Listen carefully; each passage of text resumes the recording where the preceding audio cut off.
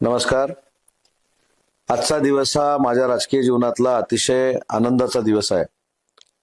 ज्या उद्देशानं रत्नागिरीतून राजकीय कारकिर्दीला सुरुवात केली होती, त्याच रत्नागिरीमध्ये सुमारे 30,000 युवक आणि युवतींना रोजगार देणारा प्रकल्प मी उद्योगमंत्री झाल्यानंतर माननीय एकनाथजी शिंदेसाहेब, देवेंद्रजी आणि अजितदादांच्या नेतृत्वाखाली आणू शकलो, याबद्दल मला मनापासूनचं समाधान आहे.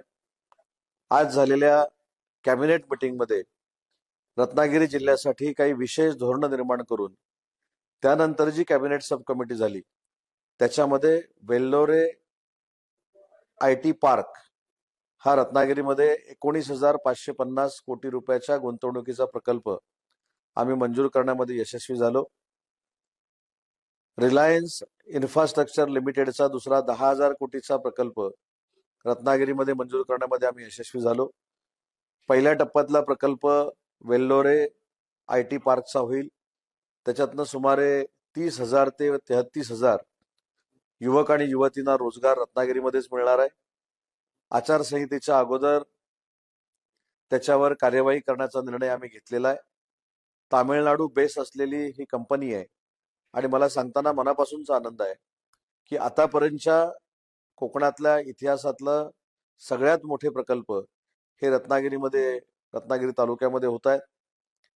स्टरलाइटची जमीन जी आम्ही भूसंपादन केली होती ती नंतर कोर्टामध्ये काही उद्योजक केले होते, ती जमीन आज MIDCच्या ताब्यात आलेली आहे आणि त्याच जमिनीवर वेल्लोरे IT पार्क हा करण्याचा निर्णय आम्ही सगळ्यांनी मिळून घेतलेला आहे. विशेषतः राज्याचे मुख्यमंत्री आणि दोन्ही उपमुख्यमंत्री यांना मी मनापासून धन्यवाद देतो. माझ्या राजकीय जीवनाचं हेच उद्दिष्ट होतं की ज्या मतदारसंघानं मला राजकीय मोठं केलेलं आहे त्या मतदारसंघातल्या तरुणांना आणि तरुणींना त्याच ठिकाणी रोजगार मिळाला पाहिजे आणि म्हणून रत्नागिरी जिल्ह्यातल्या युवकांना आणि युवतींना रोजगार देणारं दालन आज खुलं झालंय, याचा मनस्वी आनंद माझ्यासारख्या कार्यकर्त्याला आहे आणि म्हणून हा आनंद आपल्या बरोबर शेअर करावा म्हणून मी आपल्याशी संवाद साधतोय. तातडीनं हा प्रकल्प उभारण्याचं काम सुरू होणार आहे. टाइम्स डिजिटलला लाईक करा, शेअर करा, सबस्क्राईब करा आणि बेल आयकॉन दाबायला विसरू नका. Times digital.